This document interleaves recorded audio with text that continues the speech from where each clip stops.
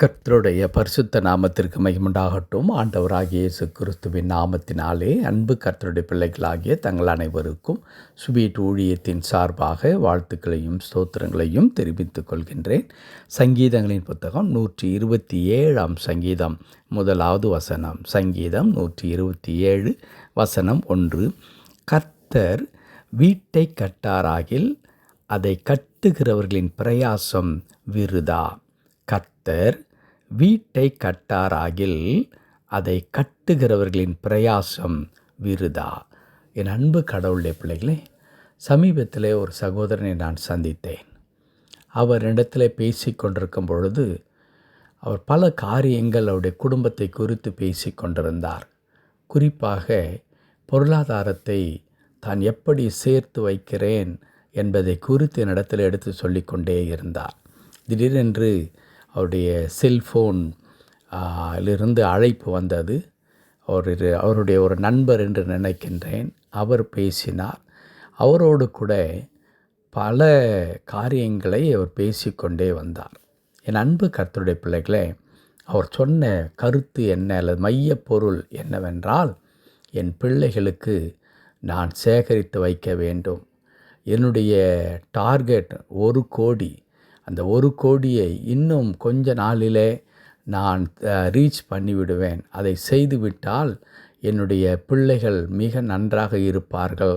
அதற்காக நான் இந்தந்த ஸ்கீம்ஸ் எல்லாம் தேடி நான் செய்து கொண்டிருக்கிறேன் என்று ஒரு வார்த்தைக்கு வார்த்தை பணத்தை சேர்க்க வேண்டும், பணத்தை சேர்க்க வேண்டும், பணத்தை சேர்க்க வேண்டும் என்றே பேசி கொண்டிருந்தார்.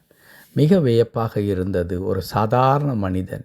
வெளியே அவரை பார்த்தால் அவர் ஒரு பேதையைப் போல காணப்படுவார். ஆனால் அவருக்குள்ளாக அவ்வளவு கருத்து நிறைந்த ஒரு மனிதனாக அவர் காணப்பட்டார். ஒருவேளை அந்த முயற்சி நிச்சயமாகவே அது உண்மைதான். அப்படி நிர்விசாரமாக நம்முடைய வாழ்க்கையில் இருக்கவே முடியாது.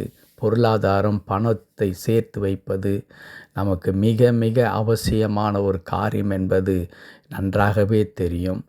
பல நாட்களுக்கு முன்பதாக ஒரு யூடியூப்பில் ஒரு மனிதர் பேசினார். அப்படி பேசும் பொழுது அவர் தன்னுடைய பேச்சின் துவக்கத்தில் அவர் சொன்ன வார்த்தை இன்றைக்கும் எனக்கு ஞாபகம் இருக்கிறது. அவர் என்ன கூறினார் என்றால், பணம் இல்லை என்றால் ஒரு நாய் கூட நம்மை மதிக்காது என்று கூறினார். அன்பு கடவுளுடைய பிள்ளைகளே, ஒருவேளை இதெல்லாவற்றையும் ஆராய்ந்து பார்க்கும் பொழுது உண்மையாகவே இந்த உலகத்தில் பணம் ஒன்று மட்டும் இருந்துவிட்டால் போதும், வாழ்க்கையில் எந்த விதமான கவலைகளும் பிரச்சனைகளும் இல்லாமல் நான் இருந்து விடலாம் என்று நாம் நினைக்க தோன்றும். அன்பு கடவுளுடைய பிள்ளைகளே, அதே நேரத்தில் யதார்த்தம் என்ன என்று நாம் யோசிக்கும் பொழுது அங்கே மனிதன் பணத்தை கொண்டு எல்லாவற்றையும் வாங்கிவிட முடியுமா என்று ஆராய்ந்து பார்த்தால் நிச்சயமாக அதற்கான பதில் ஒன்றே ஒன்றாகத்தான் இருக்க முடியும். அது என்ன? நோ, இல்லை என்ற பதில் மட்டும்தான். பணத்தை கொண்டு ஒருவேளை நாம் மெத்தையை வாங்கலாம், ஆனால் தூக்கத்தை வாங்க முடியாது. பணத்தை கொண்டு கல்யாணத்தை நடத்தி வைக்கலாம், ஆனால் வாழ்க்கையை அமைத்து கொடுக்க முடியாது.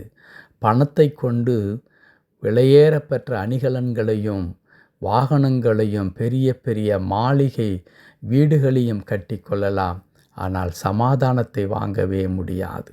அது மாத்திரமல்ல, இயேசு சொன்னார், கவலைப்படுகிறவன் எவன் தன் சரீரத்தில் ஒரு முழத்தை கூட்டவோ குறைக்கவோ முடியும் என்று சொல்லி. கவலைப்படுவதனால் மாத்திரமல்ல, பணத்தை கொண்டு கூட என்ன செய்ய முடியாது, ஒரு முழத்தை கூட்டவோ குறைக்கவோ முடியாது. அப்படியானால் வாழ்க்கையில் எப்பொழுதான் வெற்றி வரும், எப்பொழுதான் ஆசீர்வாதம் வரும், அல்லது வெற்றியும் ஆசீர்வாதமும் எங்கிருந்து தான் வர வேண்டும் என்றால், அதை தான் இன்றைக்கு ஒரு அற்புதமான வார்த்தை சொல்லியிருக்கிறது. அதை நாம் வாசிக்கும்படி பரிசுத்த ஆவியானவர் இன்றைக்கு நமக்கு உதவி செய்ததற்காக நான் ஆண்டவருக்கு நன்றி செலுத்துகிறேன்.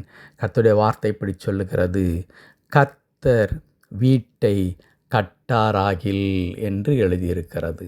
என் அன்பு கடவுளுடைய பிள்ளைகளே, கர்த்தர் வீட்டை கட்டாராகில் கட்டுகிறவனுடைய பிரயாசம் விருதா. ஒருவேளை இங்கே இந்த வீடு என்ற வார்த்தை 4 பக்கம் சுவர்களை கட்டி எழுப்புகின்ற ஒரு கட்டடத்தை குறித்தல்ல, நம்முடைய வாழ்க்கையை குறித்து.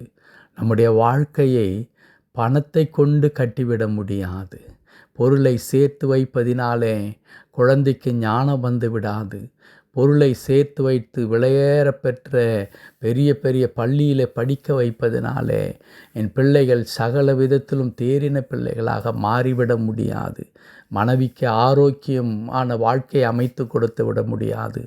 நாமும் சந்தோஷமாக வாழ முடியாது. பணம் ஒன்றை மட்டும் வைத்துக்கொண்டு. கர்த்தர் வீட்டை கட்டாராகில். அப்படியானால் என் அன்பு கடவுளுடைய பிள்ளைகளே, நம்முடைய வீட்டை, நம்முடைய குடும்பத்தை யார் கட்ட வேண்டும்? கடவுள்தான் கட்ட வேண்டும்.